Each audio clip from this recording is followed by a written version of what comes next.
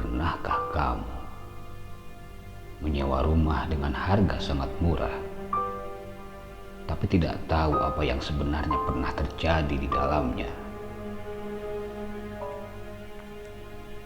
Cerita ini tentang seorang pemuda yang pindah ke rumah murah dan menjadi penyewa terakhir yang pernah tinggal di sana.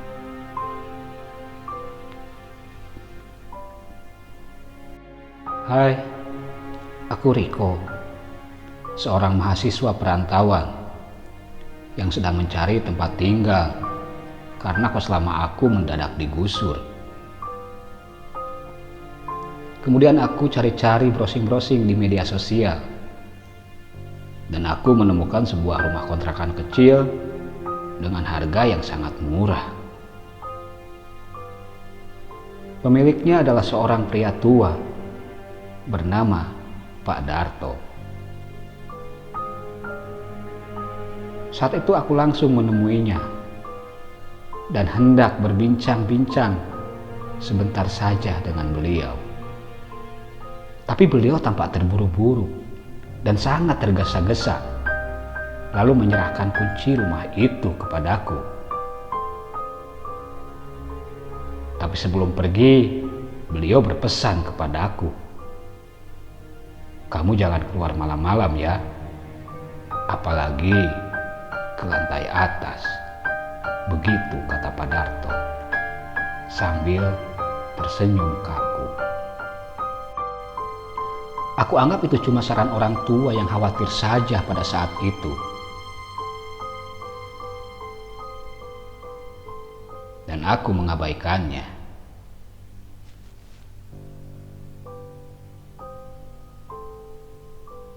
Aku pun langsung masuk ke dalam rumah itu sambil membawa barang-barangku. Dan memang rumahnya cukup kecil. Hanya ada 2 kamar, 1 dapur, dan 1 kamar mandi.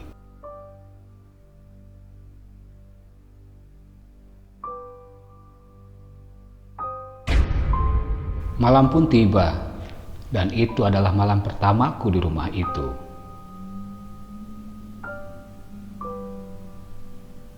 Malam itu terasa sangat sunyi sekali. Dan saat lewat tengah malam, aku seperti mendengar langkah kaki dari lantai 2. Masalahnya, rumah ini hanya 1 lantai. Tapi aku mengabaikannya. Aku berpikir itu hanya suara tikus. Tapi setiap malam suara itu semakin jelas. Langkah pelan-pelan, lalu suara menyeret, lalu ketukan di atas plafon rumah yang membuat aku ketakutan.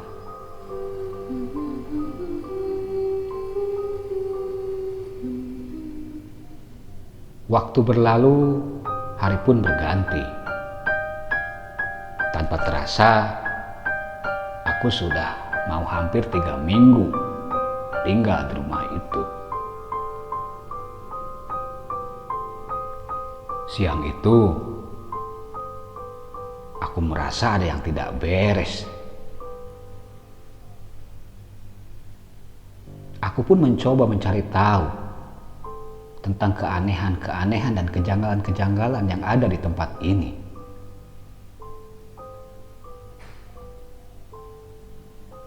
Aku susuri setiap ruangan dan aku menemukan sebuah pintu kecil di balik lemari, tertutup papan dan dipaku. Saat aku coba buka paksa, itu adalah tangga menuju loteng.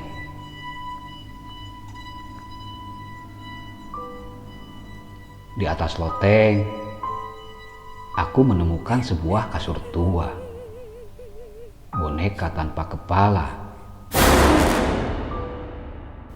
dan sebuah buku harian. Aku tidak tahu siapa yang tinggal bersamaku saat itu. Tapi setiap malam aku mendengar nafasnya tepat di belakangku. Aku sudah mencoba keluar, tapi pintu ini selalu terkunci setiap jam 2 malam. Dan di buku harian itu tertulis sebuah nama, yaitu Alia.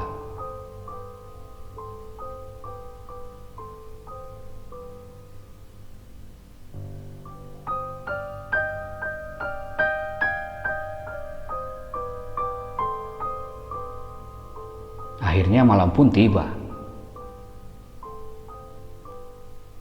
Rasa takut dan rasa penasaran berkecamuk dalam pikiranku. Malam itu, aku coba merekam suara dari atas dengan kamera pocket yang aku punya. Dan aku taruh kamera menghadap ke sebuah tangga kecil yang menuju ke arah loteng. Dan tepat jam 2 malam, suara tangga berderit. Kamera merekam sosok perempuan merangkak turun dengan gerakan patah-patah. Matanya hitam pekat, bajunya robek, dan wajahnya mulai membusuk.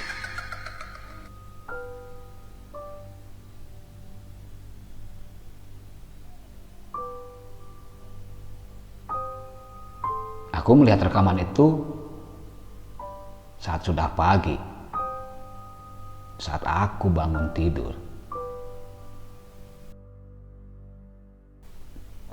Dan saat itu pula, saat melihat rekaman itu, aku langsung tak sadarkan diri.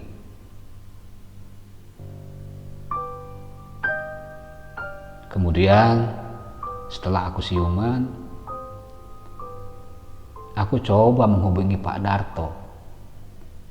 Tapi Pak Darto tidak bisa dihubungi. Lalu aku pergi ke rumah tetangga untuk mencari informasi. Ada apa sebenarnya di tempat ini? Kenapa sebenarnya tempat ini? Apa yang terjadi dengan tempat ini? Dan akhirnya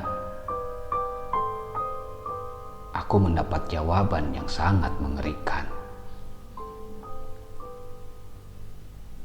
Rumah itu sudah kosong sejak 5 tahun lalu. Dan Alia adalah penyewa terakhir rumah itu yang ditemukan gantung diri di loteng. Tapi anehnya, setiap orang yang tinggal setelah itu menghilang tanpa jejak.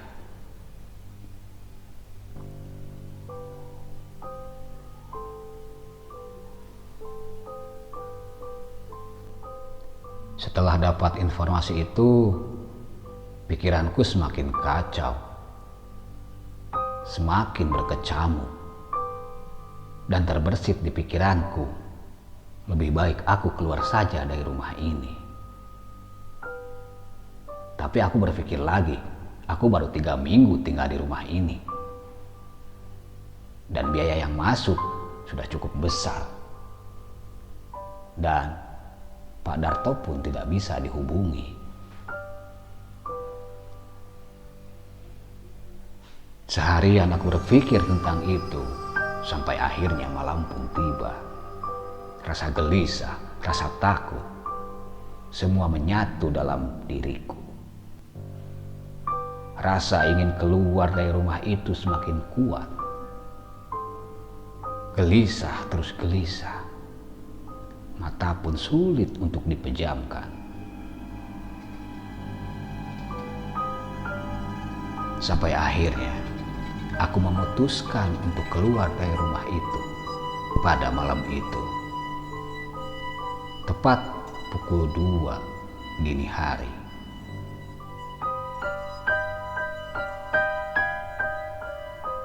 Tapi lagi-lagi pintu tidak bisa dibuka. Lampu pun padam. dan pintu loteng terbuka sendiri. Sosok Alia pun turun dan kali ini bukan sekedar penampakan. Perlahan ia mendekatiku. Mendekat. Terus mendekat. Dan semakin mendekat.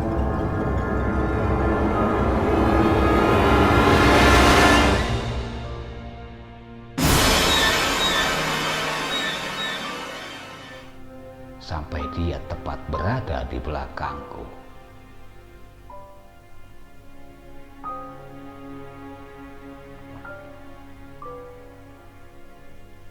Dia mendekatiku dan berbisik. Akhirnya ada teman lagi di sini.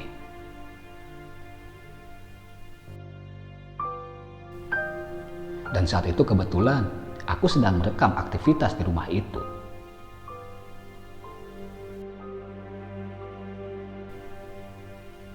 Dan sesaat setelah Alia berbisik kepadaku, aku terjatuh dan aku tak sadarkan diri.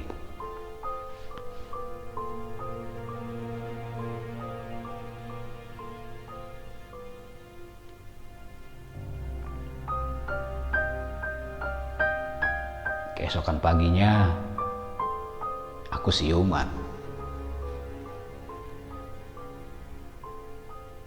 Kemudian, aku coba mencari kamera yang semalam aku pakai untuk merekam. Yang mungkin terjatuh di bawah pada saat aku pingsan.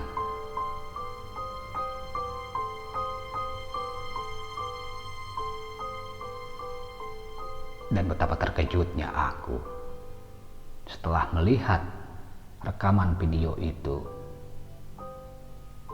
Dan rekaman terakhir menunjukkan wajah Alia tersenyum sambil menyeret tubuhku ke atas loteng.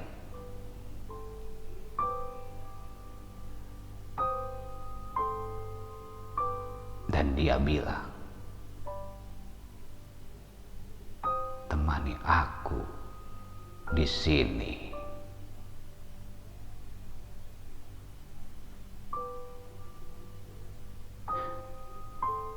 Rumah itu masih ada hingga sekarang. Tapi sudah bertahun-tahun tidak ada yang berani menyewanya lagi. Rumah itu masih ada hingga sekarang. Tapi sudah bertahun-tahun tidak ada yang berani menyewanya lagi. Dan jika kamu melihat iklan kontrakan murah di kotamu, pastikan dahulu kamu tahu siapa yang terakhir tinggal di sana.